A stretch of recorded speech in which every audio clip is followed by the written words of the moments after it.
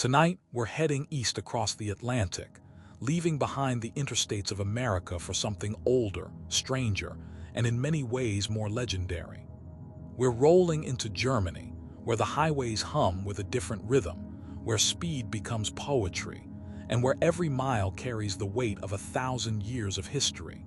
This is a land where fairy tales were born in dark forests, where castles cling to cliffsides like stone ghosts, and where the beer flows as freely as the rivers that carved these valleys. For a trucker, Germany isn't just a country. It's an experience. It's that moment when you cross the border and the road suddenly gets smoother, the signs more precise, and the drivers more disciplined. It's the Autobahn stretching ahead like a ribbon of possibility, where speed limits dissolve into thin air on certain stretches, and your rig can actually breathe for once. It's truck stops that serve schnitzel instead of mystery meat, where the coffee is strong enough to wake the dead, and where you might park next to a driver from Poland, Italy, Turkey, or France, all of us part of this great continental ballet of commerce and motion. But Germany is more than just efficient roads and engineered precision. Beneath the modern surface lies a land soaked in legend. The Rhine River that you'll cross carries echoes of a siren song that once lured sailors to their doom. The Black Forest that rises in the south hides waterfalls and cuckoo clocks and stories that would make your grandmother cross herself. And those castles perched on hilltops, they're not just tourist attractions. They're reminders that this land has seen knights and dragons, alchemists and kings, revolutions and reunifications. Germany sits at the heart of Europe, bordered by 9 countries. To the north, it touches Denmark and the cold embrace of the North Sea and Baltic Sea. To the east, Poland and the Czech Republic. To the south, Austria and Switzerland, where the Alps begin their upward climb toward heaven. And to the west, France, Luxembourg, Belgium, and the Netherlands. This central position has made Germany a crossroads for centuries. Armies have marched through here. Trade routes have crisscrossed these plains since Roman times. And today, trucks like yours and mine carry everything from car parts to chocolate across borders that were once battlefields. The landscape shifts as you drive. In the north, the land is flat and windswept, dotted with farms and small villages where brick houses hunker against the weather. This is where the Hanseatic League once ruled the seas, where merchants built fortunes on salt and timber. As you roll south, the terrain begins to rise. The central regions bring forests and rolling hills, rivers like the Rhine and the Elbe cutting through valleys that humans have called home for thousands of years. And then, if you keep going, the land lifts toward the sky. Bavaria appears with its alpine meadows and mountain peaks, where the air gets thinner and the views stretch forever. Germany has about 83 million people packed into a space roughly the size of Montana. It's the largest economy in Europe, the 4th largest in the world. This means roads that are constantly busy, autobahns that pulse with traffic day and night, and truck stops that never truly sleep. For drivers, it's a challenging country. The traffic can be relentless, especially around the big cities, but it's also rewarding. The infrastructure is world-class, the systems work. And there's a certain pride in saying you've driven the Autobahn, that you've navigated the A1 from the Baltic to the Ruhr, or pushed your rig up the Alpine passes into Austria. What makes Germany special isn't just the efficiency, though that's part of it. It's the layers. This is a country that rebuilt itself from the ashes of war and became an economic powerhouse. It's a place where medieval towns sit beside ultra-modern cities, where tradition and innovation dance together like old friends. You'll see it in the rest stops, where solar panels cover the roofs, but the menu still includes dishes that haven't changed in 200 years. You'll see it in the drivers, young tech workers in electric cars zipping past old-timers in vintage Mercedes that have been on the road since the 60s.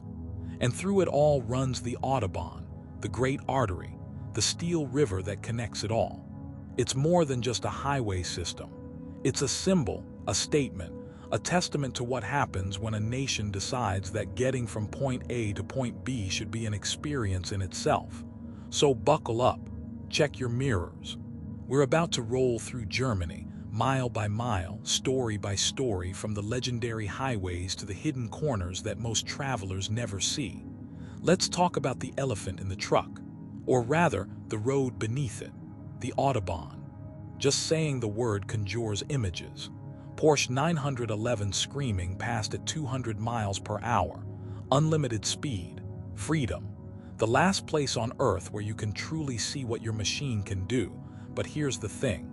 The legend is bigger than the reality, and the reality is more interesting than the legend. First, let's get the facts straight.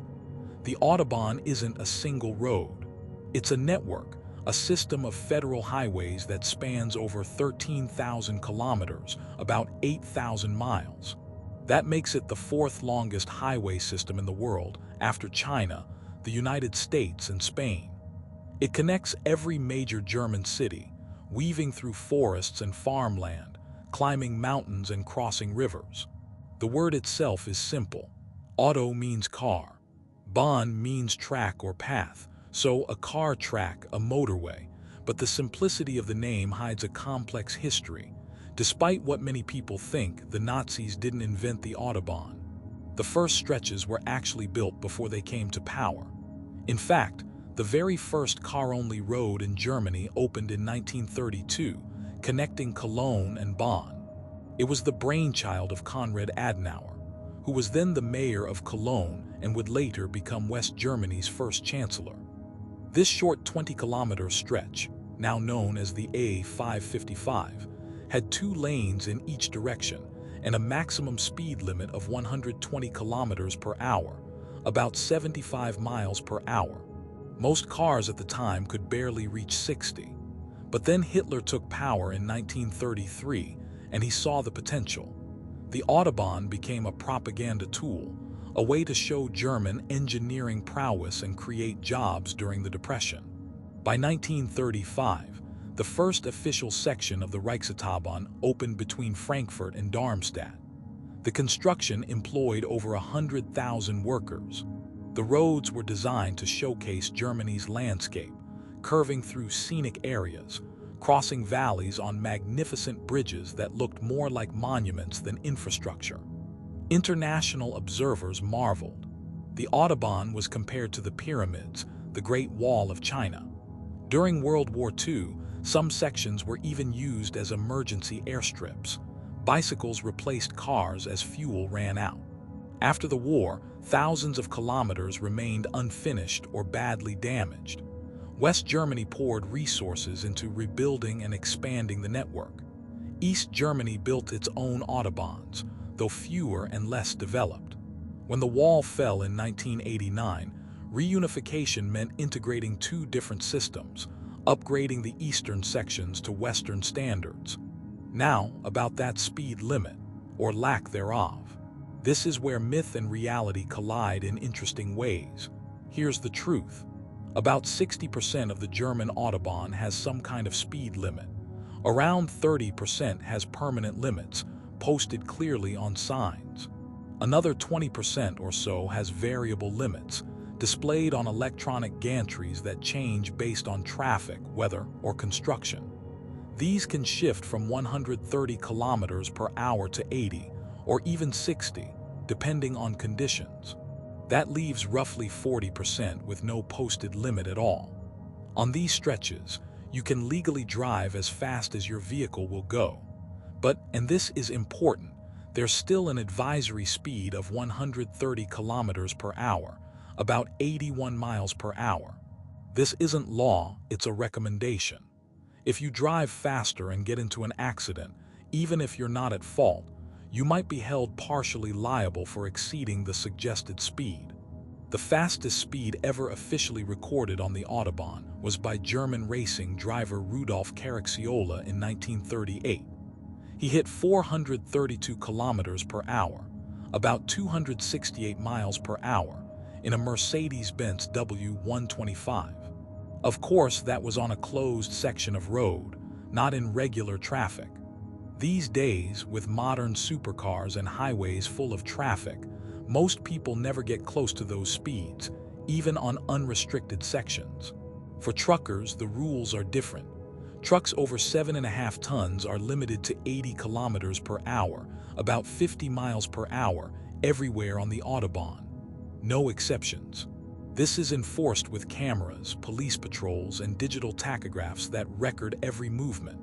So while cars might be flying past, we're holding steady in the right lane, maintaining that 80-kilometer crawl, watching the speedometer and the clock because in Europe, driving regulations are no joke. The culture around the Autobahn speed limit is fascinating. It's become a kind of sacred cow. Any politician who suggests imposing a nationwide limit faces fierce opposition. It's not just about speed. It's about freedom, identity, the idea that in a country with so many rules and regulations, here's one place where you can push the pedal and let go. Environmental groups argue for limits to reduce emissions. Safety advocates point out that stretches without limits see more fatal accidents, but the opposition remains strong. The reality of driving the Autobahn, whether in a car or a truck, is that it's rarely the lawless speedway people imagine. Traffic is heavy, construction zones are frequent, weather changes quickly. On a busy afternoon near Frankfurt or Munich, you might spend more time sitting still than moving. The average speed of passenger cars across the entire Autobahn system is only about 125 kilometers per hour. That's barely above the advisory speed. But every now and then, conditions align. It's early morning or late at night. Traffic is light. The road stretches straight and smooth ahead. No signs, no gantries, just open asphalt. And you see them. The sports cars, the high-performance sedans, sometimes even motorcycles, launching themselves forward like missiles. The sound alone is incredible. That deep engine roar, the Doppler shift as they pass, here 1 second and gone the next. For them, it's a rush. For us in the trucks, it's a reminder to keep your eyes open, check your mirrors, and never, ever change lanes without looking twice. What many people don't realize is how well designed the Autobahn is. The surface is incredibly smooth. In America, you hit potholes and rough patches all the time. Here, the roads are maintained like they're works of art. The asphalt is thick, durable, built to handle constant heavy use. Maintenance costs about 825,000 euros per mile per year. That's serious money, but it shows. The lanes are wide. The curves are gentle, engineered for high speeds with proper banking. Rest stops appear every 50 or 60 kilometers. Emergency call boxes are placed every 2 kilometers, though with cell phones they're mostly obsolete now. The signage is clear, consistent, and placed far enough in advance that even at high speeds you have time to react. For truckers specifically, the Autobahn experience is a mixed bag. On one hand, it's smooth, well-maintained, and the traffic flow, when it works, is efficient. German drivers are generally disciplined. They use their mirrors. They indicate before changing lanes. The left lane is for passing only, and people actually follow that rule. In America, you'll find people camping in the left lane for miles. Here, that'll get you flashed, honked at, and possibly reported.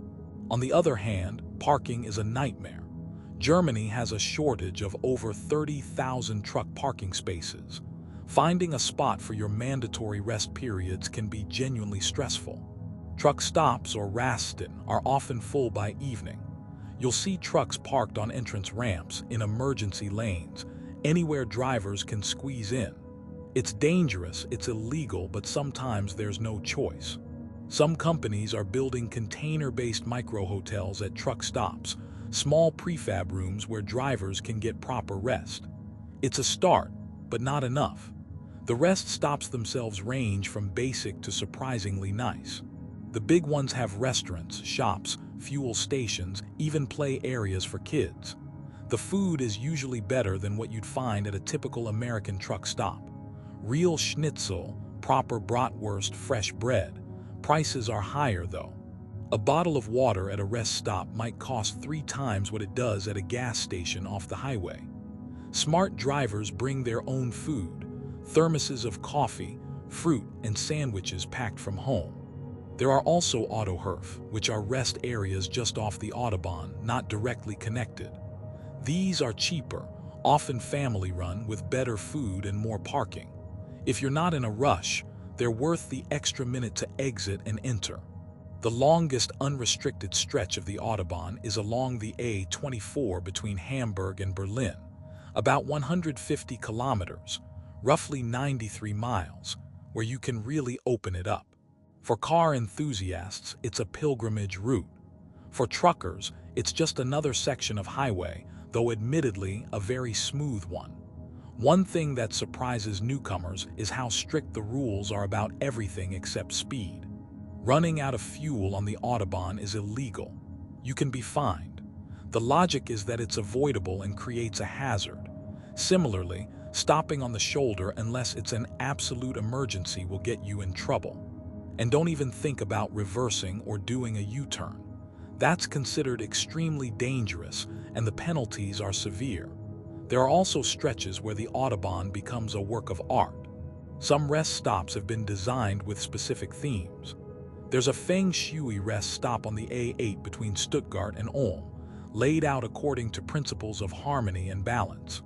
There's an art rest stop on the A7 near Memmingen, designed in the style of the artist Hundertwasser, with colorful buildings and even birdsong piped into the bathrooms. There's a barefoot path at a rest stop near Wurzburg, 3 kilometers of trails where you can walk barefoot and reconnect with nature. Germans take their rest stops seriously. For us drivers, the Autobahn is where you see Europe in motion. The truck next to you might be hauling Spanish wine to Poland. The one ahead is carrying Italian furniture to Denmark. Behind you, Turkish goods heading to the Netherlands. We're all part of this enormous system, this web of trade that's been operating for centuries but never quite like this. The Autobahn also teaches you patience. Yes, there are fast stretches, but there are also traffic jams that can last for hours, construction zones that seem to go on forever, whether that changes in an instant, especially in the mountains. You learn to adapt, to roll with it, to find the rhythm. You learn which times of day are best for which routes. You learn where the good truck stops are, where you can get a decent meal and a parking spot. And every now and then, usually when you least expect it, the road opens up. The sun breaks through the clouds, the traffic clears, the pavement ahead is smooth and empty, and for just a moment you remember why people talk about the Autobahn with such reverence. It's not just about speed. It's about the feeling of motion, of covering ground, of being part of something larger. It's the hum of the tires, the rhythm of the engine, the landscape flowing past like a river. Germany's highways are legendary for a reason. They work. They're efficient. They're a testament to planning and engineering and a certain Germanic stubbornness that says if you're going to build something, build it right. They're also a reminder that infrastructure matters, that how we move through space shapes how we think about space. The Autobahn isn't perfect. It's crowded, it's expensive to maintain, and the debate over speed limits isn't going away. But it remains unique. There's nowhere else quite like it. And for those of us who spend our lives on the road, that makes it special. Germany isn't a big country, not by American standards. You could fit it inside Montana with room to spare. But what it lacks in size, it makes up for in variety. Drive from north to south, and you'll pass through landscapes that feel like they belong to different worlds. Let's start in the north. The North German plain, flat as a pancake, stretching from the Netherlands border to Poland. This is farmland, wind turbines spinning slowly on the horizon, red brick farmhouses dotting fields of wheat and rapeseed. The soil here is rich, deposited by glaciers that retreated thousands of years ago. The towns are practical, built to withstand harsh winters and coastal storms. Hamburg sits up here, a port city that has traded with the world for centuries. If you're hauling cargo to or from the Baltic, you'll know these roads well. The sky in the north feels bigger somehow, wider, like you can see forever. Maybe it's the flatness of the land. Maybe it's the light, that cold northern light that feels clean and sharp. The Autobahns here are straight, fast, efficient. Not much to look at, but they get you where you need to go. Move south and the land starts to change. The central regions where most Germans actually live. This is where the forests begin. The Harz Mountains rise in the center, dark and brooding, covered in spruce and fir. Old mining towns cling to the hillsides, relics of an age when silver and iron were pulled from the earth. The rivers here are legendary. The Rhine, the Elbe, the Weser. They've carried commerce and culture for millennia. The Rhine deserves its own paragraph. It flows from the Swiss Alps all the way to the North Sea, cutting through Germany like a liquid highway. But the most famous section is the Middle Rhine Valley, a stretch between Koblenz and Bingen where the river narrows and the landscape becomes almost mythical. Castles line the banks, dozens of them, perched on cliffs and hilltops. Some are ruins, crumbling stone towers that once guarded tolls and trade routes. Others have been restored, turned into hotels or museums. This is the stretch that inspired poets and painters. The Lorelei rock rises here, a steep slate cliff where legend says a beautiful siren once sat combing her golden hair and singing. Her voice was so enchanting that sailors would forget to watch the river, crashing their boats on the rocks below. It's a story, of course, but there's truth in it. This section of the Rhine is treacherous, full of strong currents and hidden rocks. Before modern navigation, many boats did wreck here. For truckers, the Rhine Valley is scenic but slow. The Autobahns follow the river, winding through valleys, passing through tunnels. You're not making great time, but the views almost make up for it. Almost. On a clear day, with the sun glinting off the water and the castles rising from the mist, it's easy to understand why tourists flock here. Keep going south and you enter the real hills. The Black Forest, or Schwarzwald in German, sprawls across the southwest. It's called black because the trees grow so thick that sunlight barely penetrates. Dense evergreen forests broken by valleys, streams, and the occasional village. This is where cuckoo clocks come from, each one hand-carved, each one a small piece of craftsmanship. This is also where Black Forest cake was invented, that chocolate and cherry creation that's now famous worldwide. The Black Forest isn't just pretty, it's atmospheric. Fog rolls through the valleys in the mornings. Old farmhouses with steep roofs sit isolated in clearings, smoke curling from chimneys. Waterfalls cascade down rocky slopes. The Triebig Falls are among the highest in Germany, dropping over 160 meters in stages. Hiking trails wind through the forest, past shrines and crosses left by pilgrims centuries ago. There are legends here, of course. The Mummelsee, a dark mountain lake, is said to be home to a water king and his daughters, nymphs who would emerge at night. According to the stories, there's a crystal palace at the bottom of the lake. The nymphs would help local villagers with chores during the day, but they had to return before the stars came out. One night, a nymph was dancing with a young man and lost track of time. She was turned into a water lily, forever trapped on the surface. Stories like these are everywhere in Germany. Every forest, every river, every castle has a tale. Some are cautionary, meant to keep children from wandering too far. Others explain natural features, give meaning to the landscape. For modern travelers, they add layers, make the scenery more than just scenery. And then, if you keep heading south, you reach Bavaria. This is the Germany of postcards and tourist brochures. The Alps rise like a wall along the Austrian border, snow-capped peaks cutting into the sky. Alpine meadows spread out in shades of green, dotted with cows wearing bells that chime as they graze. Villages with onion-domed churches, whitewashed houses with painted facades. It's almost too picturesque, like someone built a theme park version of Germany. But it's real. Bavaria is also where you find Neuschwanstein Castle, the most photographed building in Germany. King Ludwig II built it in the 19th century, a fantasy castle perched on a hilltop overlooking forests and mountains. It was never meant for defense or politics. It was Ludwig's personal retreat, his escape from the pressures of ruling. He died before it was finished, under mysterious circumstances that still fuel conspiracy theories. The castle inspired the Disney logo. It's become the symbol of fairy tale Germany, but it's also a bit sad. Ludwig poured his fortune into building castles, obsessed with art and beauty while his kingdom struggled. He was declared insane by his ministers and removed from power. 3 days later, he was found dead in a lake, along with his doctor, officially ruled a suicide, but many believe he was murdered. Driving through Bavaria, especially in winter, feels like entering a different world. The Alps loom, imposing and beautiful. The roads wind through valleys, climb mountain passes.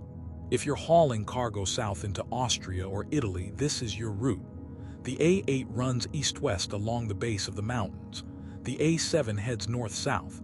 Both can be challenging in bad weather. Snow, ice, fog. You need to know what you're doing. But on a clear day, it's worth the trouble. The views are stunning. The Zugspitze, Germany's highest peak at nearly 3,000 meters, dominates the skyline. Lakes like the Eibsee gleam emerald green, nestled in valleys. Towns like Garmisch-Partenkirchen offer glimpses of traditional Bavarian life, though tourism has changed them.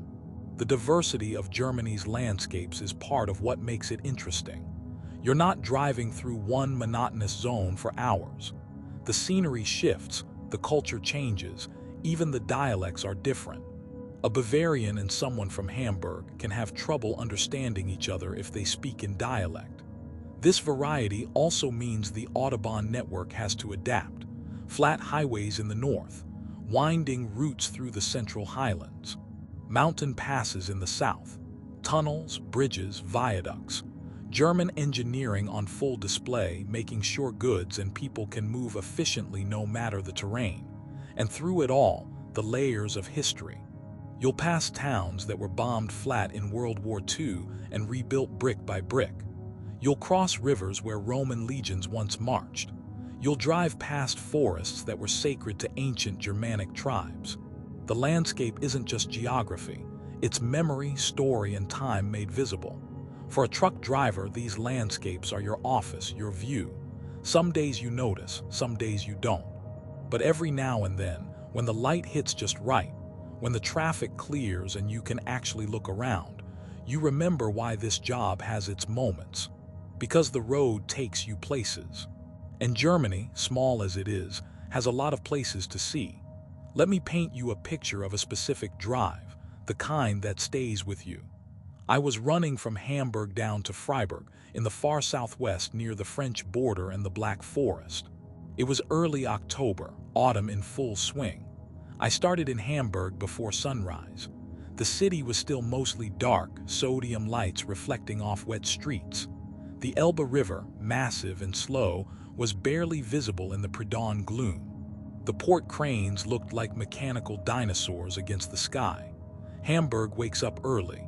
Even at 5 in the morning, there's movement, industry, purpose. I headed south on the A7, one of the longest autobahns, running from the Danish border all the way down past Munich. The first hour was flat and forgettable. Farm fields emerging from darkness, wind turbines spinning slowly, the occasional village, a church steeple the only thing rising above the tree line. But as the sun came up, the landscape started to reveal itself. Rolling hills, forests turning gold and red. The light was soft, filtered through morning mist. Near Göttingen, the Harz Mountains appeared on the eastern horizon, dark and mysterious. These aren't high mountains by alpine standards, but they have character. Steep valleys, dense forests, old mining towns clinging to hillsides. I stopped for breakfast at a small Autohof near Kassel. The place was run by a family, 3 generations working together. The grandmother was baking bread in the back, the smell drifting through the whole restaurant. I had fresh rolls with butter and jam, scrambled eggs, strong coffee. Simple food, but done right. The grandson, maybe 20 years old, was clearing tables and chatting with drivers. He spoke 5 languages, learned from years of talking to truckers passing through. German, English, Polish, Turkish, and some Russian. Back on the road, the landscape continued to shift. The central highlands, where forests are thick and rivers carve deep valleys. I passed Fulda, a town with a beautiful Baroque cathedral. Then Frankfurt appeared, modern and jarring after the countryside. Skyscrapers, traffic, the airport in the distance. I skirted the city on the A5, heading south. Past Heidelberg, the terrain began to change again.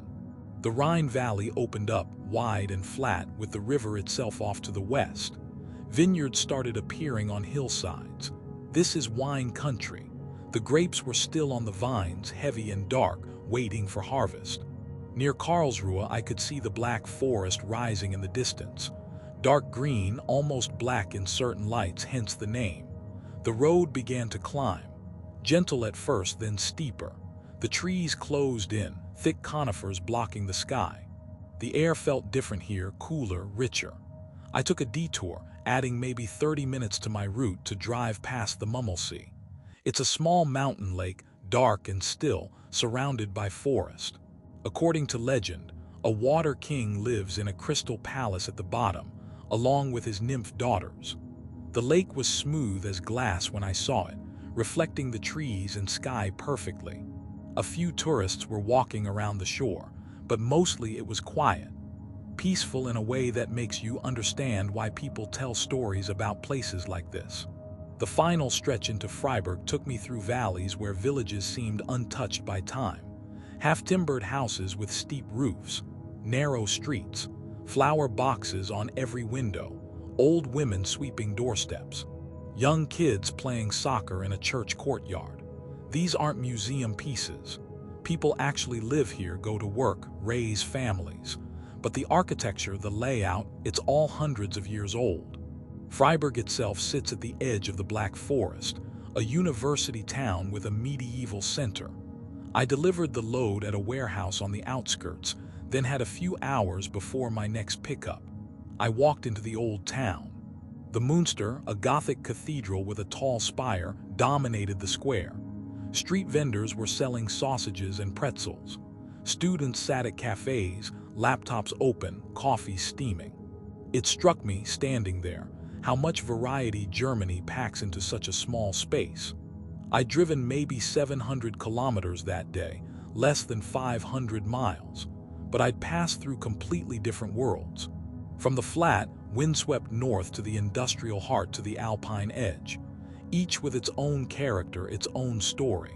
That's what makes driving through Germany interesting. It's not monotonous. The landscape keeps you engaged, even if you're just seeing it from the highway. And when you have the time to stop to explore a little, the rewards are there. The romantic road, which I mentioned earlier, is one of the most famous scenic routes in Germany. It runs from Wurzburg in the north down to Füssen in the south, passing through medieval towns like Rothenburg ob der Tauber and Dinkelspool. It's not an Autobahn, it's a regular road, winding and slow. But if you're driving a smaller vehicle, or if you have time off, it's worth experiencing. These towns look like movie sets. Cobblestones, timber-framed buildings, walls with gates and towers. Rothenburg especially feels like stepping into the past. The wall that surrounds the old town is nearly complete, and you can walk along the top, looking out over red roofs and narrow streets. Every corner has a postcard view. It's touristy, yes, but also genuinely beautiful. The Alps, when you reach them, are overwhelming. Even if you've seen mountains before, the Alps have a presence that's hard to describe. They're massive, stark, beautiful, and dangerous all at once. The roads that cut through them are engineering marvels, tunnels bored through solid rock, viaducts spanning valleys, switchbacks climbing impossible slopes. Driving a truck through alpine passes requires skill and nerve. The grades are steep, the curves are tight, and the weather can change in minutes. Fog rolls in, visibility drops to nothing. Rain turns to sleet, turns to snow. Your brakes heat up from constant use. You downshift, use engine braking, take it slow. But when the conditions are good, when the sky is clear, the views are spectacular. Peaks stretching to the horizon, glaciers glinting in the sun. Alpine meadows dotted with cows wearing bells that chime as they graze, villages that look like they were built for fairy tales. The Zugspitze, Germany's highest peak, rises near Garmisch-Partenkirchen. On a clear day, you can see it from kilometers away, snow-capped and imposing. There's a cable car that takes tourists to the summit, where you can stand on the border between Germany and Austria, with views that stretch across 4 countries. Lakes, too, are scattered throughout Bavaria. The Eibsee at the base of the Zugspitze is an impossible shade of emerald green. The Königssee near Berchtesgaden is long and narrow, surrounded by vertical cliffs. These aren't just scenic attractions. They're places where you can feel the weight of nature, the power of the earth. Germany's rivers are arteries, not just for commerce but for culture. The Danube, which flows through southern Germany before heading east through Austria and beyond, has inspired musicians, writers, and painters. The Elbe, flowing from the Czech Republic through Dresden and Hamburg to the North Sea, connects Central Europe to the world. And of course, the Rhine. We talked about it earlier, but it bears repeating. The Rhine is one of Europe's great rivers, and the stretch through Germany is the most famous. From its source in the Swiss Alps to its delta in the Netherlands, the Rhine has been a highway for 2,000 years. Goods, people, ideas, all flowing along its current. In Roman times, it was a frontier, the northern edge of the empire. Forts and settlements lined the banks. In the Middle Ages, it was a toll highway, with castles collecting fees from every boat that passed. In the Industrial Revolution, it became an artery for coal and steel. And today, it's still one of the busiest waterways in the world. Standing on a bridge over the Rhine, watching barges push against the current, you're seeing a process that's been happening for centuries. The river doesn't care about borders or politics. It just flows, carrying whatever humans put on it, connecting the interior to the sea. Germany's landscapes are varied, yes, but they're also worked, cultivated. Every forest has trails. Every river has towns. Even the mountains have farms, ski resorts, hiking paths. This isn't wilderness in the American sense. It's nature shaped by human hands over millennia. But that shaping has created something unique. A landscape that's both functional and beautiful. Fields that feed millions but also create patterns of color across the countryside. Forests that provide timber but also shelter wildlife and offer recreation. Rivers that carry commerce but also inspire art. For truckers, the landscape is a backdrop to the work. But it's also a reminder that the work takes you places. That even though you're hauling freight, you're also moving through a world that's rich with detail, history, and beauty. You just have to pay attention, to look beyond the highway, to notice the light on a hillside or the shape of a distant mountain. Germany rewards that attention. It's a country built on layers, and the landscape reflects that. Every region has its character. Every valley has its story. And the roads that connect them carry not just trucks and cars, but the pulse of a nation that's been on this land for thousands of years. Let's be honest. One of the best parts of driving through Germany is the food. This isn't a country where you're stuck eating gas station hot dogs and stale chips. Germans take food seriously. They take beer even more seriously. Start with the obvious. Bratwurst. Germans claim there are over 1,500 varieties of sausage in the country. That might sound like an exaggeration until you start paying attention. Every region has its own version. In Nuremberg, the bratwurst are small and thin, traditionally grilled over beechwood fires and served 3 or 6 at a time in a crusty roll. In Thuringia, they're longer, spiced with marjoram and caraway. In Bavaria, Weisswurst, white sausages made from veal and bacon, eaten before noon with sweet mustard and pretzels. The rules around Weisswurst are oddly specific. Tradition says you should eat them before noon because they're made fresh each morning and back before refrigeration wouldn't keep. Even now, many Bavarians refuse to eat Weisswurst after 12. There's a whole ritual. You peel off the skin, don't cut it. You dip the sausage in sweet mustard. You eat it with a pretzel and a wheat beer. Doing it any other way marks you as an outsider. Then there's currywurst, a post-war invention from Berlin. Sliced bratwurst covered in ketchup and curry powder. It sounds simple, almost too simple, but it's become iconic, sold at stands across the country. Some places serve it with fries, some with bread, some with both. It's fast food, but it's good fast food. For truckers stopping at rest areas, you'll find sausages everywhere. Grilled, boiled, fried, served in rolls on plates with sauerkraut with potato salad. The quality varies. The big chain rest stops tend toward the mass-produced, but the smaller Autohof, the family-run places just off the highway, they take pride. You can taste the difference. Pretzels or brezeln are another staple. Huge, soft, salty. The classic Bavarian pretzel is thick and chewy, with a dark brown crust from being dipped in lye before baking. That's what gives it the distinctive flavor and color. You'll find pretzels at bakeries, rest stops, even vending machines. They're perfect road food, filling, portable, satisfying. Then there's schnitzel, thin cuts of pork or veal, pounded flat, breaded and fried until golden. Served with lemon with potato salad with lingonberry sauce. Wiener Schnitzel is traditionally made with veal. Jägerschnitzel comes with a mushroom gravy. There are a dozen variations. Done right, the crust is crispy, the meat tender. Done wrong, it's greasy and heavy. At a good truck stop, schnitzel is a solid choice. At a bad one, stick with sausages. German food in general tends toward hearty. This isn't light, delicate cuisine. It's food meant to fuel people working in fields or factories. Lots of pork, potatoes, cabbage. Bread that's dense and dark, made with rye or whole grains. Dishes like sauerbraten, pot roast marinated in vinegar and spices, served with red cabbage and dumplings.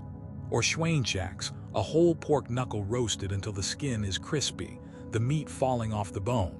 For breakfast, Germans often eat rolls with cold cuts, cheese, jam. Simple but fresh. Some rest stops serve a full breakfast buffet. Scrambled eggs, bacon, sausages, yogurt, fruit, bread, coffee.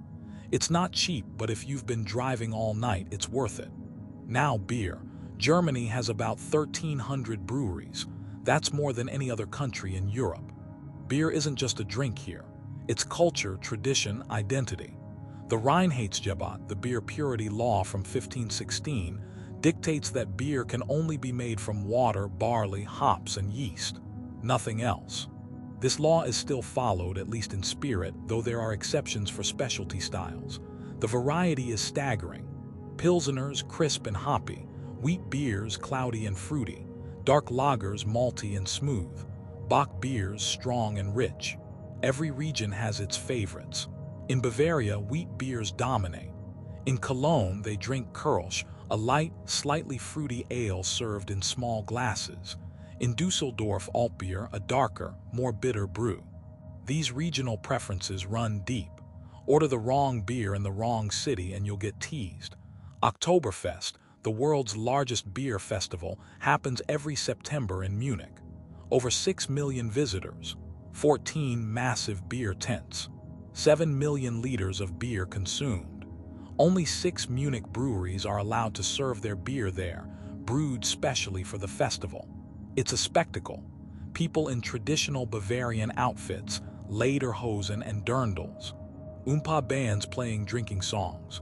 Long wooden tables packed with people raising liter steins, singing, swaying. But Oktoberfest is just the most famous.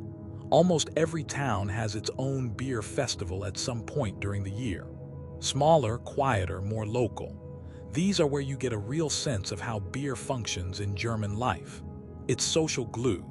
People gather at beer gardens in summer, sitting under chestnut trees, drinking, talking, watching the world go by. For truck drivers, alcohol is obviously off-limits while working.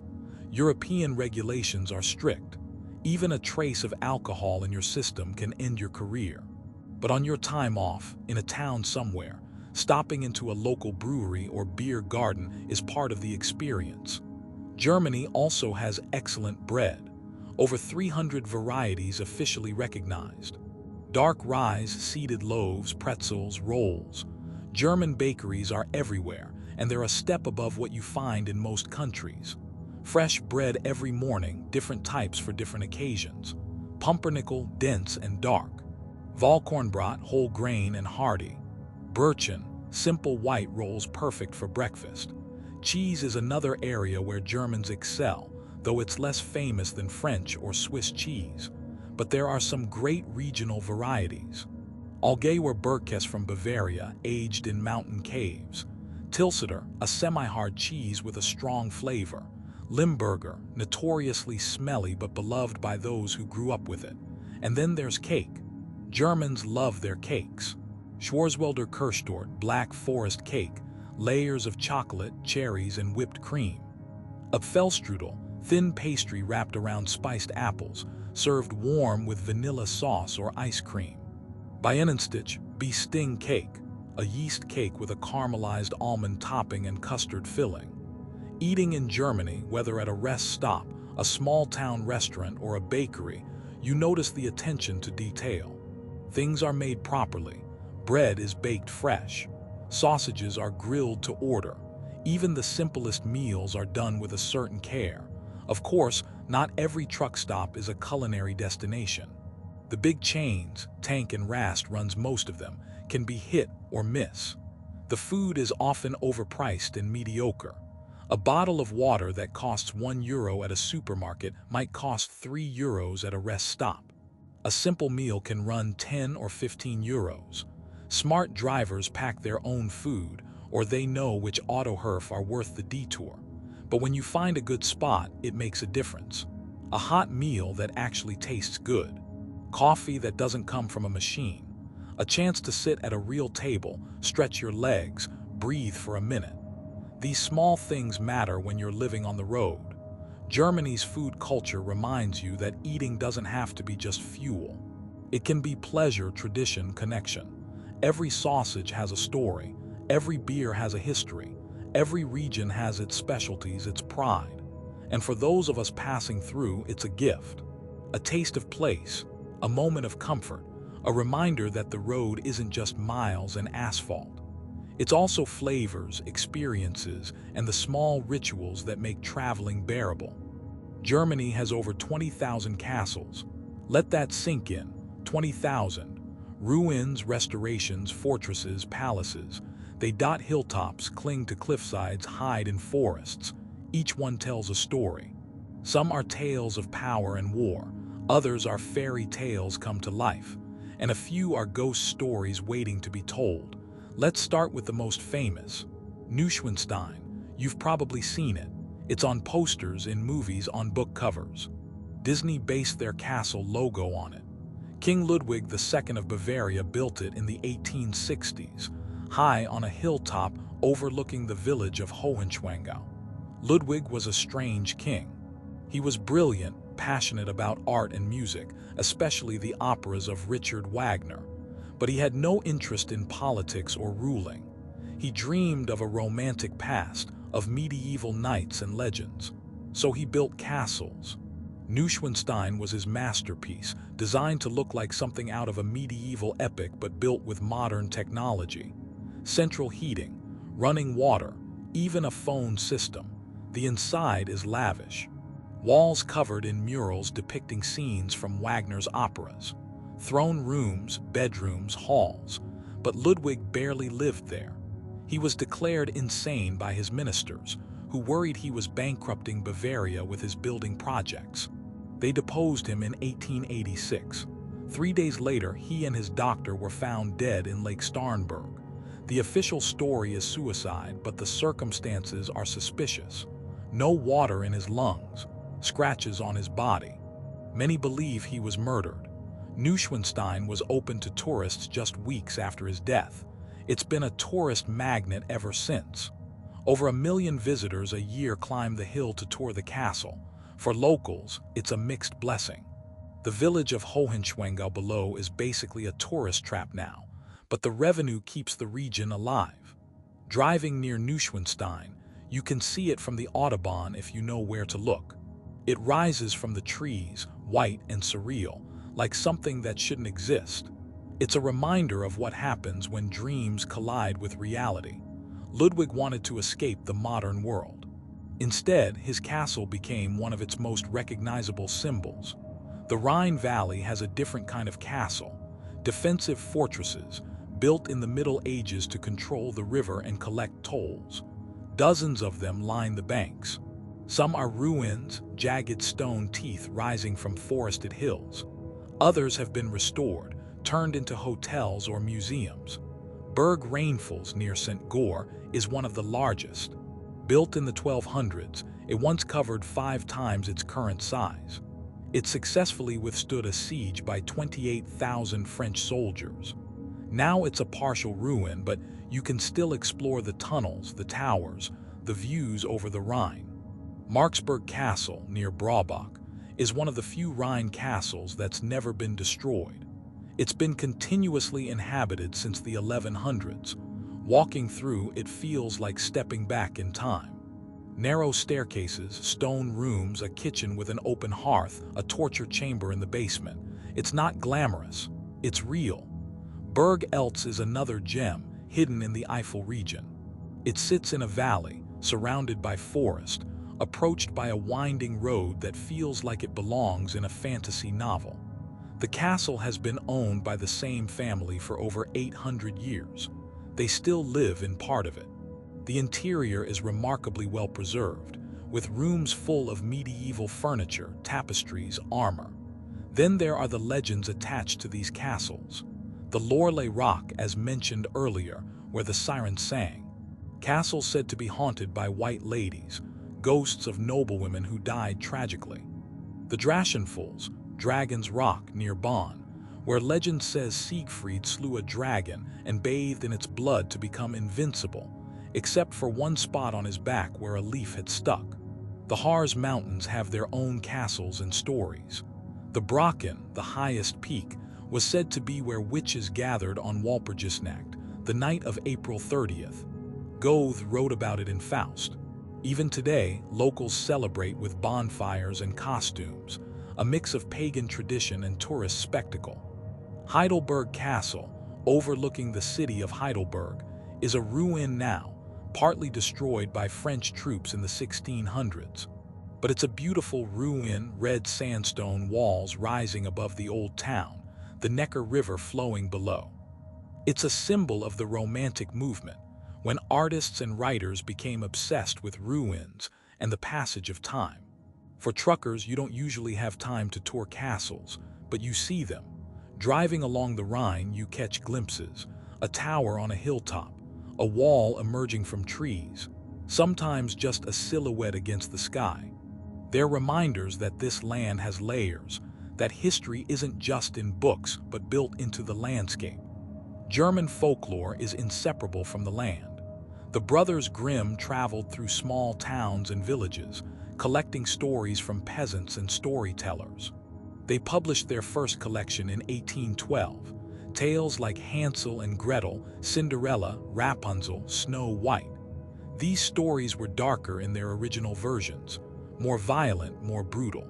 The Grimms softened some, added moral lessons, but the core remained. Forests as places of danger and transformation, stepmothers and witches as villains, clever children overcoming impossible odds. These weren't just entertainment. They were survival guides, cultural memory, ways of teaching children about the world. Don't wander into the forest alone. Don't trust strangers. Be clever, be brave, be kind. Modern Germany still carries these stories. You see it in the architecture, the signs for hiking trails named after fairy tale characters, the theme parks and museums dedicated to the Grimms. The Romantic Road, a scenic route through Bavaria, connects medieval towns like Rothenburg ob der Tauber, places that look like they haven't changed in 500 years. And then there are the newer legends. The Piper of Hamelin, based on an old tale from the town of Hamelin in Lower Saxony. A man dressed in colorful clothes appeared in 1284, promising to rid the town of rats. He played his pipe and the rats followed him to the river where they drowned. When the townspeople refused to pay him, he played his pipe again. This time, the children followed. 130 children vanished, never to be seen again. The story has been retold countless times, but in Hamelin, it's treated as history. There's a street where music has been banned for centuries, supposedly the route the Piper took. Faust, the scholar who made a pact with the devil, was based on a real person, Johann Georg Faust, a wandering alchemist in the early 1500s. Goethe turned him into a literary icon. The Faustian bargain, selling your soul for knowledge or power, has become a Western archetype. Krampus, the horned demon who punishes naughty children at Christmas, comes from Alpine folklore. He's the dark counterpart to Saint Nicholas. In parts of southern Germany and Austria, men still dress as Krampus and parade through the streets, terrifying kids. These stories, whether medieval or modern, give Germany a certain atmosphere. There's a sense that the past is always present, that history isn't dead but sleeping. You feel it driving through old towns, past forests, along rivers. The landscape remembers. Castles are the most visible markers of that memory. They're monuments to ambition, power, and sometimes folly. They're tourist attractions, historical sites, and symbols. They're also just buildings, stone and mortar, slowly crumbling back into the earth. But while they stand, they make you think about time, about the people who lived and died within those walls, about the stories that survive long after the people are gone. For a trucker rolling through Germany, castles are scenery. But every now and then you catch one at the right moment. Early morning light hitting stone walls, fog rolling through a valley, a tower rising above it, and for just a second you get it. You understand why Ludwig built his dream castle, why the Grimms collected their stories, why people still come here looking for something more than just sights. They're looking for wonder, for a sense that the world is bigger and stranger and older than our daily routines suggest. Germany offers that. Not always, not everywhere, but enough to remind you that roads go places, and some of those places carry echoes of things we've almost forgotten. Let me share a few more stories that illuminate this mystical side of Germany, because these tales are part of what makes the landscape come alive. There's the legend of the Pied Piper of Hamelin, one of Germany's most haunting stories. In the town of Hamelin, or Hameln in German, something terrible happened in 1284. The town was overrun with rats. A strange man appeared, dressed in multicolored clothing, and offered to rid the town of the pests for a fee. The townspeople agreed. The piper played his magical flute, and the rats followed him to the Weser River, where they drowned. But when he returned to collect his payment, the townspeople refused. Angered, the piper returned on St. John and Paul's Day, June 26th, while the adults were in church. He played his pipe again. This time it was the children who followed, dancing and laughing. 130 children followed him out of town and were never seen again. The only children left behind were two. One was lame and couldn't keep up. The other was deaf and couldn't hear the music. They told the story, but no one knew where the children went. Some legends say they were led into a cave in a mountain, which closed behind them. Others say they were drowned in the river. Still others believe they were taken to Transylvania, which might explain German settlements there. What makes this story so unsettling is that it seems to be based on something real. Historical records from Hamelin mention a tragic loss of children in 1284. Whatever happened, it left such a mark that the street where the children were last seen is called Bungelosenstrasse, the street without drums, where music and dancing are still banned today. The town takes the legend seriously. Or consider the story of the Rattenfänger, the rat catcher, from the same region. Different towns have similar tales of mysterious figures who could control animals with music. These stories might have roots in historical events, but they've taken on mythic dimensions over time. The Lorelei legend, which we touched on earlier, has variations. Some say she was a woman who threw herself from the cliff after her lover betrayed her. Others say she was a water spirit from the beginning, neither human nor entirely inhuman. All versions agree on one thing. Her song was irresistible and her beauty was deadly. The rock itself, standing 132 meters above the Rhine, is named after her. In the past, the currents and rocks in this section of the river were treacherous. Before steam engines, boats had to be pulled upstream by horses on the shore. Going downstream, they had to navigate narrow channels. Many boats wrecked here, and sailors blamed supernatural forces. Heinrich Heine wrote a famous poem about the Lorelei in 1824, cementing the legend in German literature. Today, a bronze statue of the Lorelei sits on a breakwater in the harbor of St. Goarshausen, gazing out over the water, forever combing her golden hair. Then there are the Brothers Grimm themselves. Jacob and Wilhelm Grimm weren't just collectors of fairy tales. They were serious scholars, linguists, and folklorists. They believed that folklore contained the soul of a people, that these stories, passed down orally for generations, held cultural truths. They traveled through Germany, especially Hesse where they were from, listening to storytellers. Many were women, like Dorothea Wieman, a farmer's wife who knew dozens of tales. The Grimms wrote everything down, then edited and refined the stories for publication. Their first edition in 1812 was actually considered too dark, too violent for children. The Grimms softened later editions, adding more religious elements, removing some of the sexual content.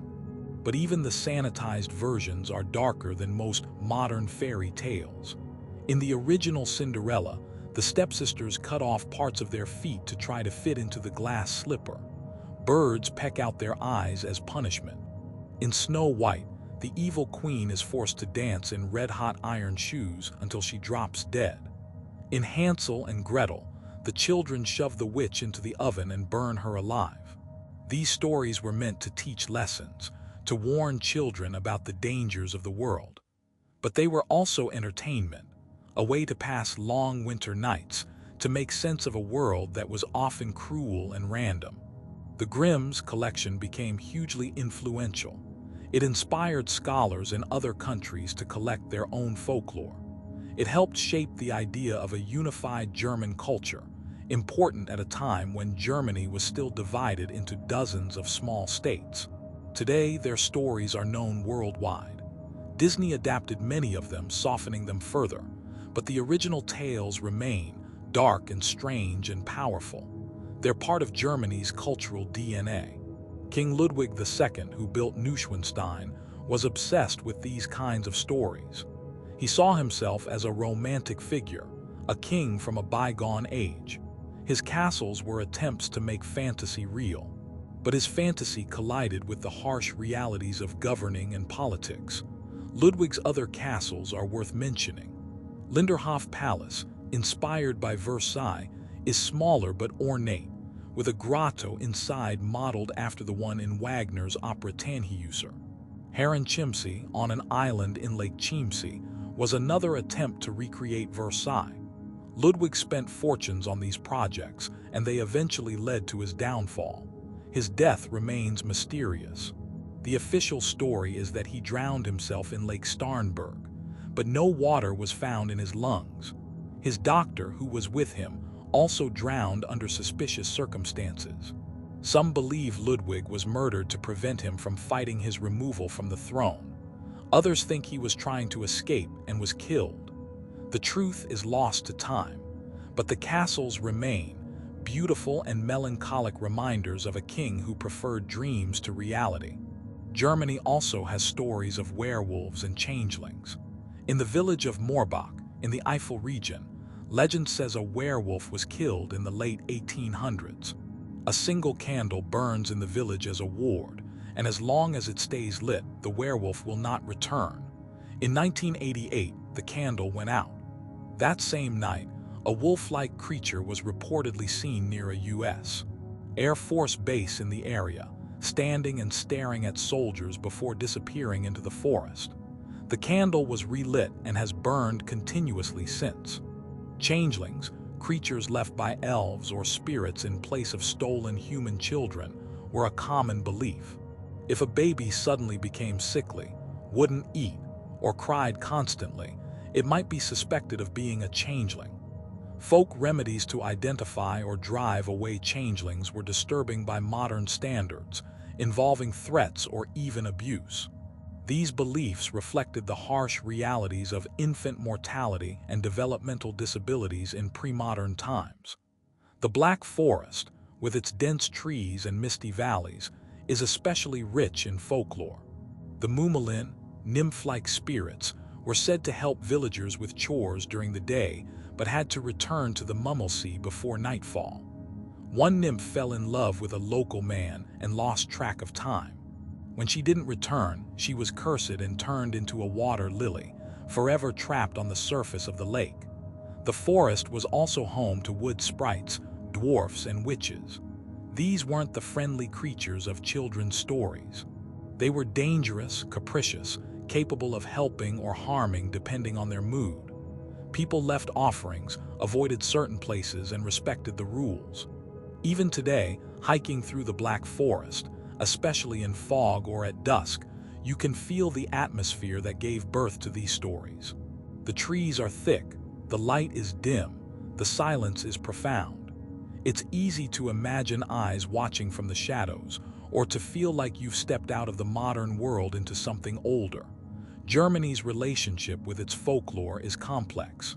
During the Nazi era, these stories were weaponized, used to promote ideas of German racial purity and superiority. The Nazis twisted folklore into propaganda, emphasizing the Germanic elements and erasing or distorting anything that didn't fit their narrative. After the war, there was a period of cultural reckoning. How do you celebrate folklore when it was used for such evil purposes? But gradually, Germany has reclaimed these stories, understanding them as cultural heritage, not racial propaganda. The Grimm's tales, the castles, the legends, they belong to everyone now, and they still resonate. People still visit the Rhine to see the Lorelei rock. They tour Neuschwanstein by the millions. They walk through the Black Forest and feel the weight of its stories. Because these tales, however dark or strange, speak to something universal. The longing for beauty, the fear of the unknown, the hope that wonder exists in the world. For truckers, these stories are background noise most of the time. You're focused on the road, the delivery, the schedule. But every now and then, a castle appears on a hill, or you drive through a forest at twilight and you remember. This land is haunted. Not by ghosts exactly, but by memory, by stories that refuse to die. And maybe that's what makes Germany special.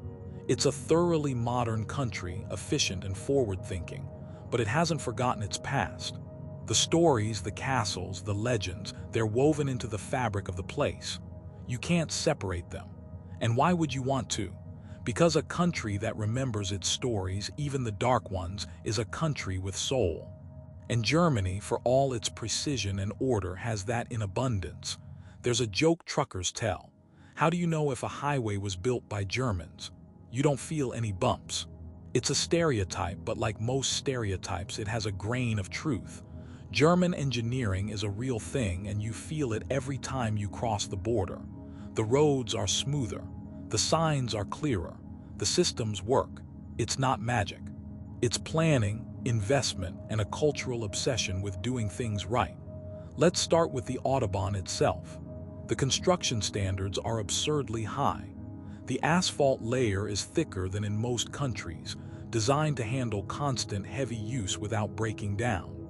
The foundation underneath is carefully engineered, accounting for soil type, drainage, climate. Curves are designed with proper banking for high-speed travel. Guardrails are positioned precisely. Maintenance is constant. You'll see construction zones all the time, crews resurfacing sections, repairing bridges, updating signage. It's expensive, but it keeps the system functional. Compare that to roads in some other countries, where potholes go unfilled for months, where surfaces crack and crumble. Germany spends the money because they understand that infrastructure isn't just a cost, it's an investment. The automotive industry is central to this culture. Germany produces some of the world's most iconic car brands. Mercedes-Benz, BMW, Audi, Porsche, Volkswagen. These aren't just companies. They're symbols of German manufacturing prowess. Mercedes-Benz, founded in the late 1800s, built some of the first practical automobiles. BMW started making aircraft engines before switching to motorcycles and cars. Volkswagen was literally founded to produce a people's car, affordable transportation for ordinary Germans. The Beetle became one of the best-selling cars in history. These companies didn't just build cars, they built reputations. German engineering became synonymous with quality, durability, precision. And that reputation fed back into the culture. Germans expect things to work properly. Tolerances are tight. Quality control is rigorous. If something breaks, it's fixed right, not just patched. This extends to trucks. MAN, Mercedes-Benz, and Iveco all produce trucks and commercial vehicles in Germany. These machines are built to last, to handle long distances and heavy loads. They're not the cheapest, but they're reliable. For a trucker, reliability is everything.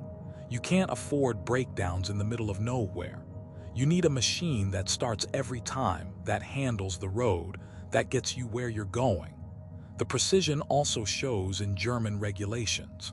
Driving hours are strictly monitored. Digital tachographs record everything. How long you've driven, how long you've rested, your speed. This data can be inspected at any time. Break the rules and you face fines, license suspension, even criminal charges. It sounds harsh, but it works. Tired drivers cause accidents. Regulations prevent that. Rest periods are mandatory. After 4.5 hours of driving, you must take a 45-minute break. After 9 hours, you need 11 hours of rest. You can extend driving to 10 hours twice a week, but no more. These rules apply across the European Union, but Germany enforces them rigorously. The same precision applies to vehicle inspections. Trucks undergo regular checks to ensure they meet safety and environmental standards. Brakes, lights, tires, emissions, all checked and documented. A truck that doesn't pass can't operate. This might sound bureaucratic and stifling, and in some ways it is. There's less freedom, less flexibility. But it also creates a system where things generally work. Roads are safe. Trucks are maintained. Drivers aren't pushed to exhaustion. The flip side is that when something goes wrong, it can be frustrating. German bureaucracy is legendary. Permits, forms, regulations. Everything has a process, and the process must be followed. Need to register a vehicle, expect paperwork. Want to contest a fine, more paperwork. It's thorough but slow. For foreign drivers, the learning curve is steep. You need to understand the rules, carry the right documents, know what's expected. But once you figure it out, it's manageable. Germans appreciate competence. Show that you know what you're doing, that you respect the system, and you'll get by fine. The truck stops and rest areas reflect this same ethos.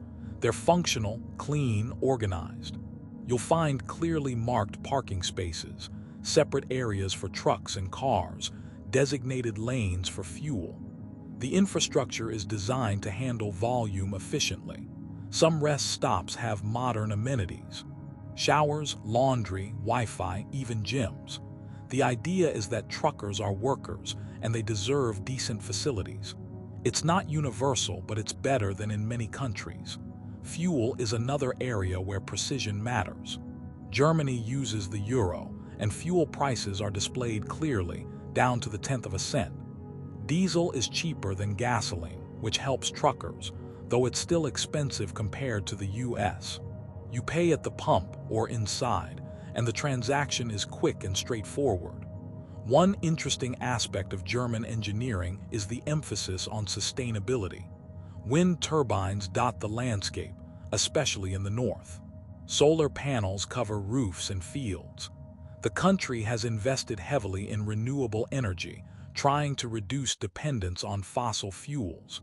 It's a work in progress with challenges and setbacks, but the commitment is real. Electric vehicles are becoming more common. Charging stations are appearing at rest stops and in cities. Tesla has a factory in Berlin. The shift toward electric trucks is happening, though it'll take years before they dominate the roads. German precision also extends to timekeeping. Things start on time. Deliveries are expected at specific times, and being late isn't acceptable without a good reason. For truckers, this means careful planning. You need to know how long each leg will take, account for traffic, construction, rest breaks. GPS helps, but local knowledge is invaluable. The culture of precision can feel rigid, especially for Americans used to a more laid-back approach. But it has benefits: predictability, efficiency, a sense that things are under control. Of course, no system is perfect. Traffic jams happen, construction delays occur, weather throws wrenches in plans. But overall, the German system works better than most. For truckers, this means you can generally trust the roads, the signs, the infrastructure. You know what to expect. And in a job where so much is unpredictable, that's a relief. German engineering isn't just about machines. It's a mindset, a belief that things should be done properly, that details matter, that quality is worth the effort. It's visible in the roads, the vehicles, the systems. It's why the Autobahn is famous, why German cars are respected, why the country remains an economic powerhouse despite its size.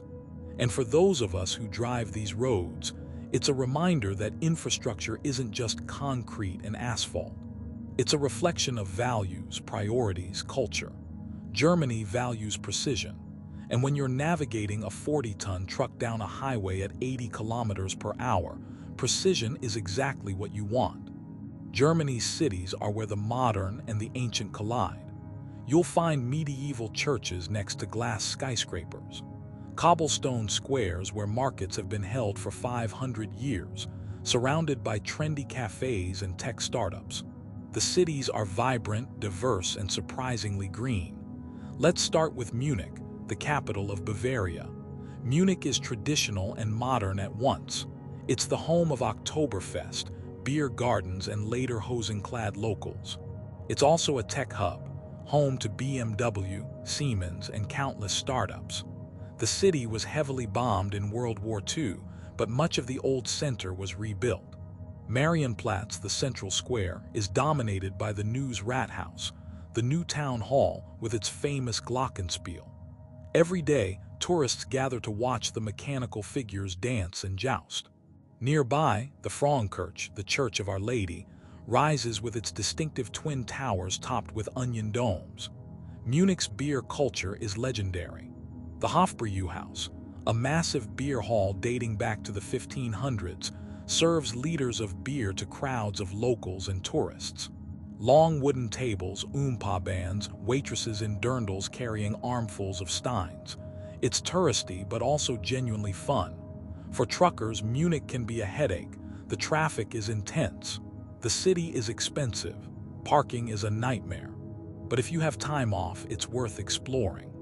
The English Garden, one of the largest urban parks in the world, is a peaceful escape. Locals sunbathe, jog, even surf on a standing wave in a river that runs through the park. Frankfurt, in the center of the country, is Germany's financial capital. Skyscrapers dominate the skyline, earning it the nickname Mainhen. The European Central Bank is here. So are the headquarters of major banks and corporations. Frankfurt was obliterated in World War II, and the city was rebuilt in a hurry. The result is a mix of modern architecture and a small, reconstructed old town. The Römer, a medieval building in the heart of the city, has been the town hall for 600 years. Nearby, half-timbered houses line narrow streets, recreations of what was lost. The city is also a major transportation hub. The Frankfurt airport is one of the busiest in Europe. The Autobahns converge here like spokes on a wheel. For truckers, Frankfurt is often a waypoint, a place you pass through rather than visit. But it's an important one. Hamburg in the north is a port city with a gritty maritime character. It's Germany's second largest city, and it feels different from the rest of the country. Less polished, more independent. Hamburg has its own dialect, its own traditions. It's been a free city since medieval times, a member of the Hanseatic League that dominated trade in Northern Europe. The port is still vital, one of the largest in Europe. Container ships, tankers, cruise liners. The waterfront along the Elbe River is a mix of warehouses, docks, and modern developments. The Speicherstadt, a district of red brick warehouses built in the late 1800s, is now a UNESCO World Heritage Site, full of museums, restaurants, and apartments. Hamburg also has a famous nightlife district, the Reeperbahn, known for its bars, clubs, and historically its red light district. The Beatles played here in their early days, honing their sound in dingy clubs. Today, it's still a wild area, especially at night. Cologne on the Rhine is known for its cathedral. The Kölner Dom, Cologne Cathedral, is a massive Gothic structure that took over 600 years to complete. It survived World War II bombing mostly intact, a symbol of resilience. It dominates the skyline, visible from kilometers away. Cologne also has its own beer culture. Kölsch, a light, slightly fruity ale, is brewed only in Cologne and served in small 200-milliliter glasses. Locals will tell you it must be drunk fresh, and the small glasses ensure it doesn't go stale. The waiters, called kerbs, are famously gruff, bringing you fresh glasses whether you ask or not, marking your coaster each time. Berlin, the capital, is a world unto itself. It's the largest city in Germany with over 3.5 million people. It's gritty, creative, chaotic. The history is overwhelming. The Berlin Wall divided the city for nearly 30 years. When it fell in 1989, the city was reunified, but the scars remain. You can still see remnants of the wall, preserved as a memorial. The East Side Gallery is a stretch of the wall covered in murals, art from around the world.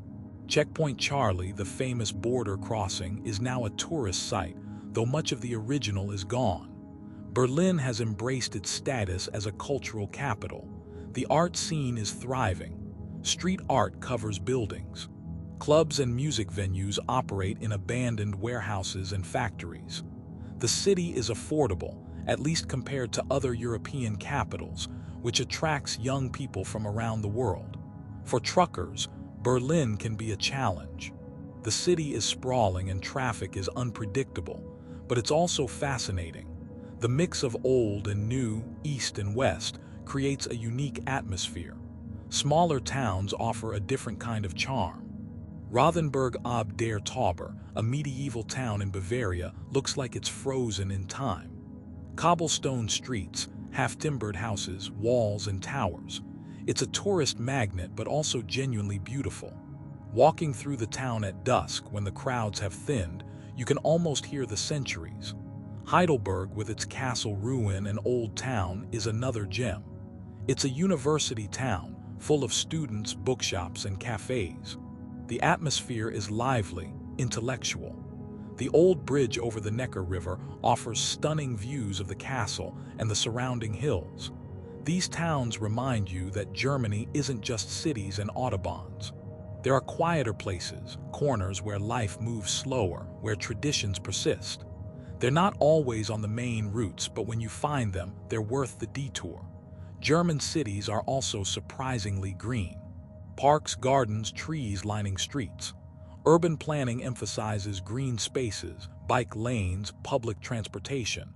Many cities have extensive tram and subway systems. Cars are necessary for some, but not everyone. You see people biking to work, even in winter. The contrast between East and West Germany is still visible, decades after reunification. Cities in the former East tend to be less wealthy, with older infrastructure. But they're also changing, attracting investment, art, and young people looking for affordable spaces. Dresden in the East is an example. The city was completely destroyed in World War II, one of the most controversial Allied bombing campaigns. The Frauenkirche, a Baroque church, was rebuilt from rubble after reunification, a symbol of healing. Today, Dresden is a beautiful city, though the history weighs heavily. Leipzig, also in the East, has become a cultural hub. It's cheaper than Berlin, more livable. The art scene is growing. The city has a musical heritage, home to Bach for many years. The Gewandhaus Orchestra is world-renowned. For truckers, cities are often just obstacles. You navigate the traffic, deliver your cargo, get out as quickly as possible. But every now and then you have time to look around, to walk through a street market, to sit at a cafe, to see the city beyond the highway. German cities reflect the country's complexity. They're efficient and modern, but also rooted in history. They've been destroyed and rebuilt. They're diverse, full of people from every corner of the world. They're centers of commerce, culture, and life. And while the Autobahn connects them, each city has its own character, its own story. Munich and Berlin are nothing alike. Hamburg and Cologne are worlds apart. But together, they form the mosaic of modern Germany, a country that's both deeply traditional and relentlessly forward-looking. Let's talk about what it's really like to drive a truck through Germany. The day-to-day reality, the challenges, the small victories. Because the Autobahn might be legendary and the castles might be beautiful, but for those of us behind the wheel, Germany is a workplace. And like any workplace, it has its rhythms, its rules, its frustrations. First, the regulations. Europe takes driver safety seriously, and Germany enforces the rules strictly. The digital tachograph in your truck records everything. Driving time, rest time, brakes, speed.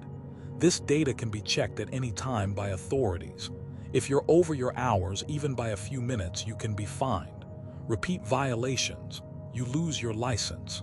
The maximum driving time is 9 hours per day, extendable to 10 hours twice a week.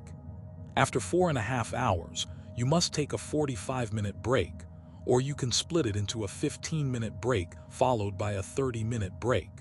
After 9 hours of driving, you need at least 11 consecutive hours of rest, though this can be reduced to 9 hours up to 3 times a week. These rules sound simple, but in practice, they require constant planning. You need to know where you'll be at the end of your driving window. You need to find parking. And in Germany, parking is a serious problem. There's a shortage of over 30,000 truck parking spaces nationwide. By late afternoon, rest stops are filling up. By evening, they're full. Trucks parked on entrance ramps, emergency lanes, anywhere with room. It's illegal, but sometimes there's no choice. The stress of not finding a place to park legally, of knowing you're breaking the rules just to get your mandatory rest, wears on you. Some companies have started reserving parking spots through apps. You book in advance, pay a fee, and you're guaranteed a space. It's not cheap, but it's worth it for the peace of mind.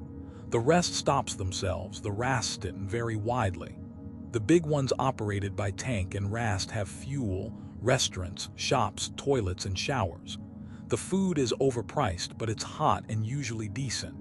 The showers cost a few euros but are clean. Wi-Fi is often available, though the connection can be spotty.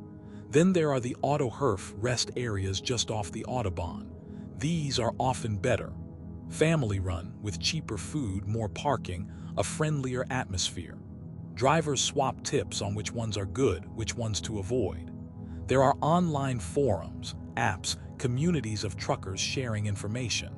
The driver community in Europe is diverse. You park next to guys from Poland, Romania, Turkey, Spain, everywhere. Most freight in Europe crosses borders. A single load might start in Italy, pass through Germany, and end in Denmark. We're all part of this system, all following the same rules, all trying to make a living. There's a camaraderie in it. You see the same drivers at the same stops, week after week. You nod, exchange a few words if you share a language. Sometimes you share a meal, swap stories, complain about traffic or regulations. It's a transient community, but a real one. The work itself is demanding. The hours are long. The roads are busy. German drivers are generally disciplined, but they're also fast and impatient. If you're in a truck, you're expected to stay in the right lane unless you're overtaking another truck, and truck overtaking is slow. You're limited to 80 kilometers per hour, so passing another truck doing 78 takes forever. Cars pile up behind you, flashing their lights, honking. It's stressful. Weather is another factor. Winter in Germany can be brutal, especially in the south. Snow, ice, fog. The Autobahns are usually cleared quickly, but until they are, driving is treacherous. Summer brings its own challenges: heat, thunderstorms, construction. Construction zones are constant. Germany invests in maintaining its roads, which means crews are always working somewhere. Speed limits drop, lanes narrow, traffic slows. Sometimes construction stretches for kilometers, adding hours to your trip. Navigation is easier than it used to be. GPS units designed for trucks account for height, weight, and route restrictions. They'll guide you around low bridges, narrow streets, areas where trucks aren't allowed. But they're not perfect. Local knowledge still matters. Knowing which routes have better traffic flow, which rest stops have parking, which cities to avoid during rush hour. Deliveries require precision. You're given a time window and you're expected to be there. German companies value punctuality. Arriving late can mean fees or worse, refusal to unload. Arriving early isn't much better. You might have to wait, burning hours you could have used for driving. Loading and unloading can take minutes or hours, depending on the facility. Some places have you in and out fast. Others make you wait while they deal with other trucks, paperwork, inspections. Patience is essential. The pay varies widely depending on the company, the routes, the experience. Drivers employed by German companies generally earn decent wages, enough to live on.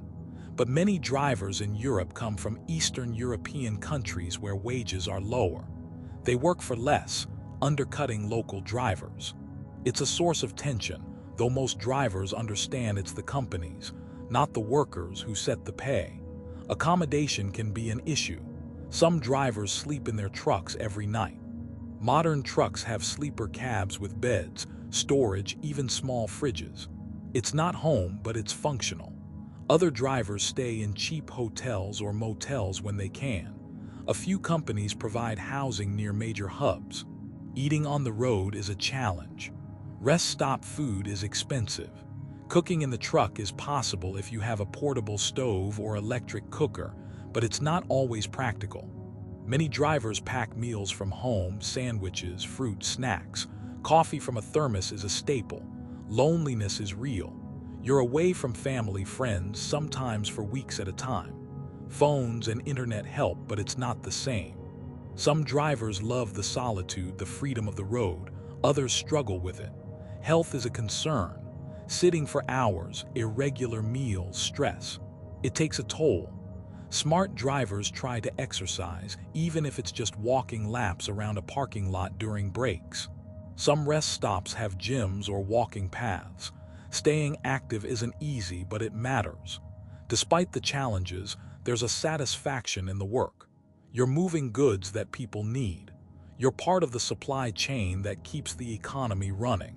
You're covering ground, seeing places, even if it's just from the highway. And Germany, for all its rules and regulations, is generally a good place to work as a trucker. The infrastructure is solid.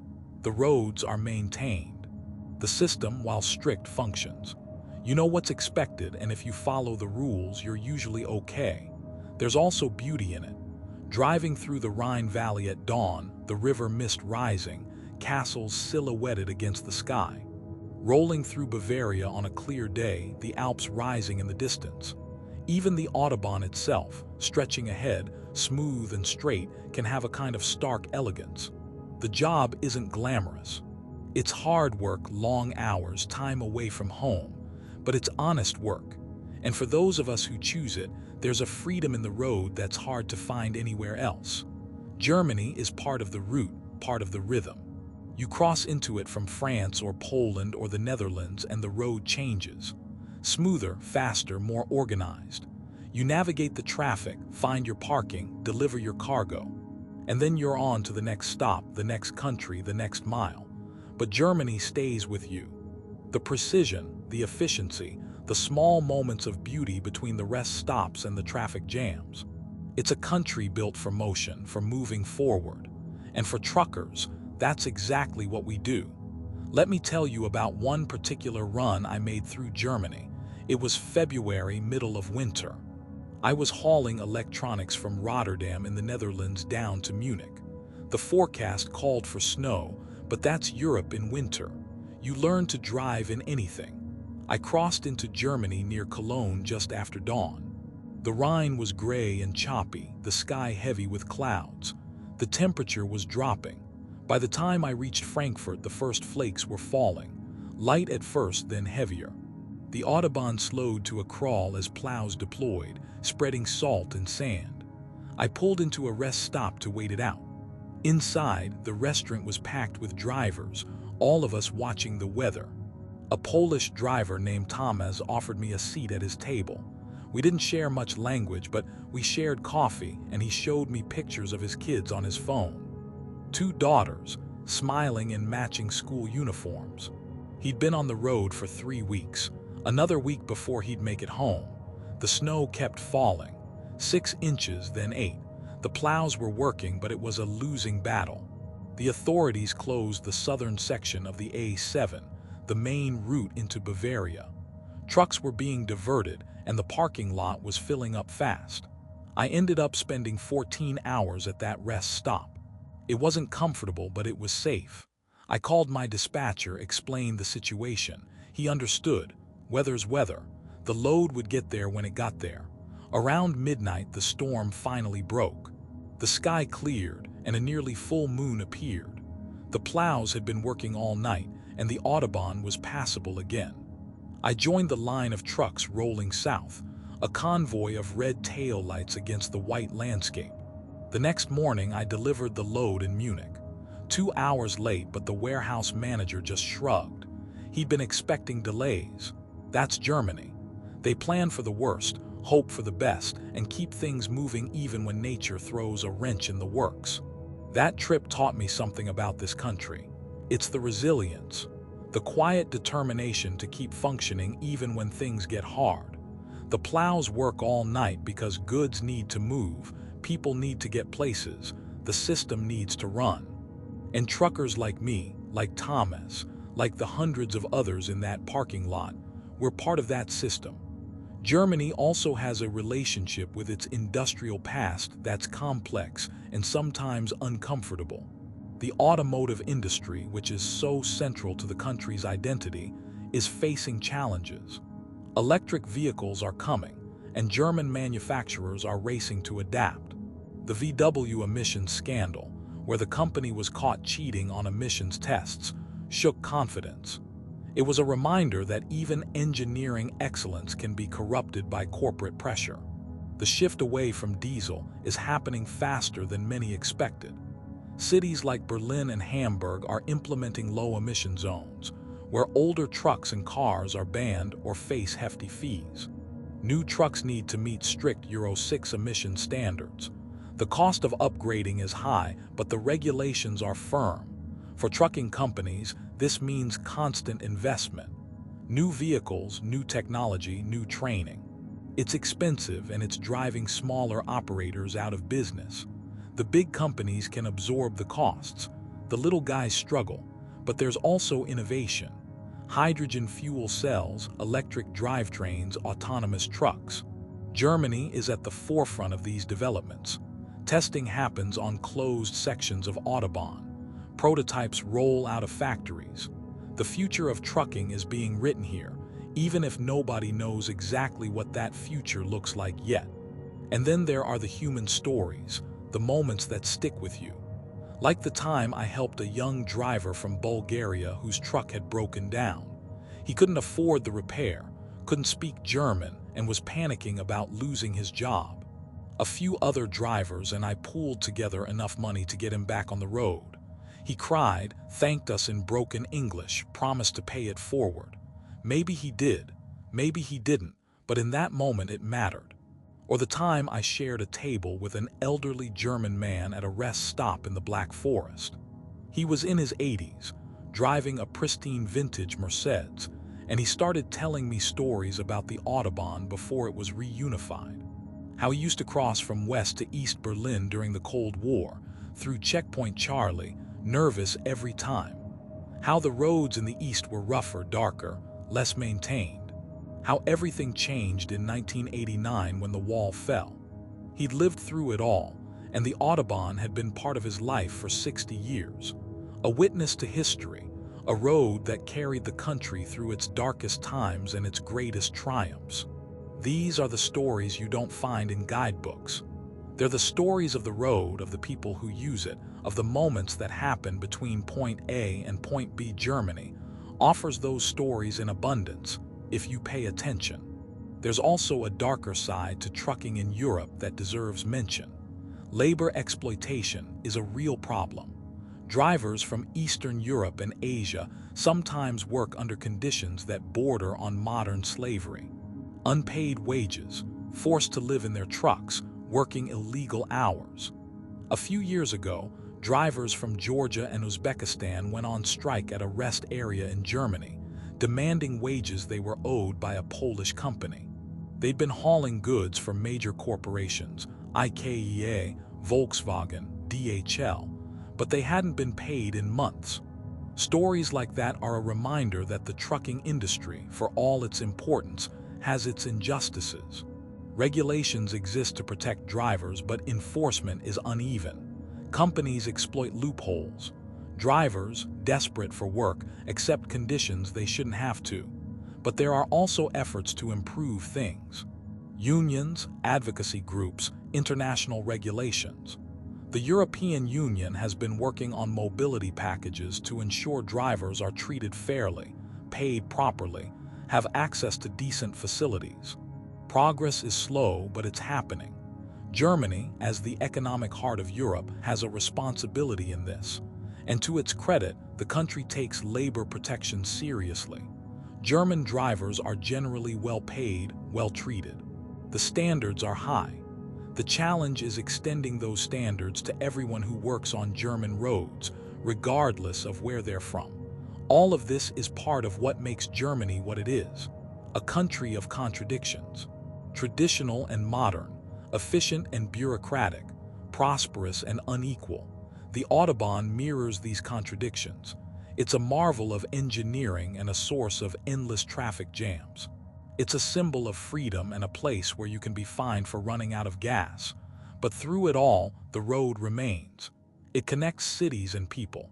It carries goods and stories. And for those of us who make our living on it, it's both a workplace and a classroom, teaching us about the country, the continent, and sometimes ourselves. So here we are, at the end of this journey through Germany. We've covered a lot of ground, from the legendary Autobahn to the fairy tale castles, from the beer halls of Munich to the truck stops where drivers from a dozen countries gather at midnight. Germany isn't perfect. No country is. It has its problems, its frustrations, its contradictions. The roads are crowded, parking is scarce. The bureaucracy can be maddening, the weather can be brutal, but it's also a place that rewards attention. If you look past the highway, past the efficiency and the rules, you find layers. History, culture, legend. Forests that the Brothers Grimm walked through, collecting stories. Rivers that merchants have sailed for thousands of years. Mountains that have watched empires rise and fall. For truckers, Germany is a test and a privilege. It tests your patience, your skill, your ability to navigate complex systems. But it also offers some of the best roads in the world, infrastructure that actually works, and landscapes that every now and then take your breath away. The Autobahn is more than just a highway.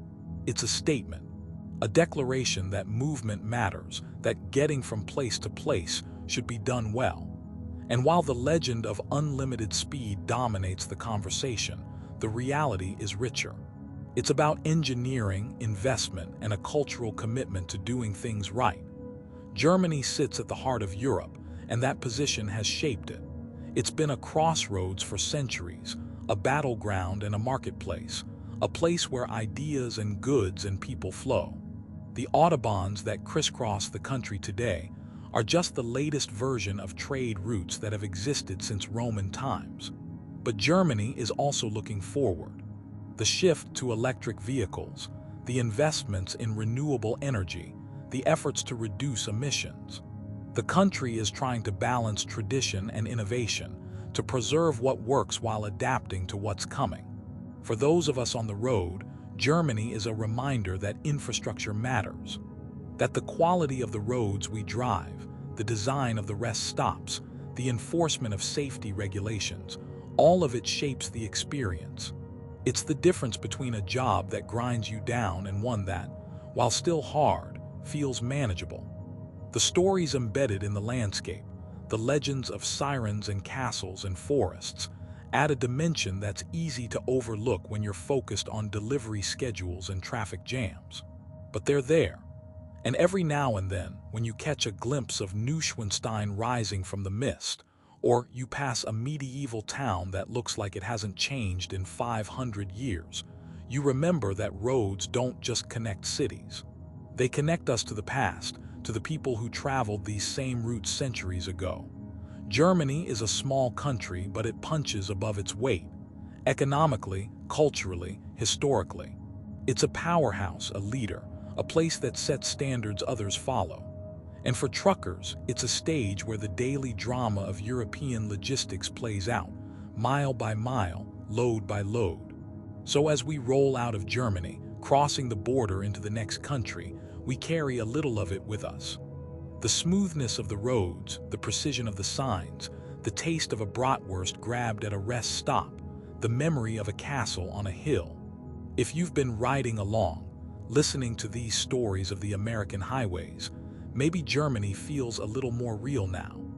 Maybe you understand why drivers talk about the Autobahn with such respect, or why the castles aren't just tourist attractions but reminders of a deeper history. And if you found these stories worth your time, I'd be grateful if you'd subscribe, if you'd ride along for the next journey. There are more roads to travel, more countries to explore, more stories waiting to be told. This is what we do. We drive, we see, we share. Until the next mile, keep your eyes on the road and your mind open to the world passing by. Safe travels wherever the highway takes you.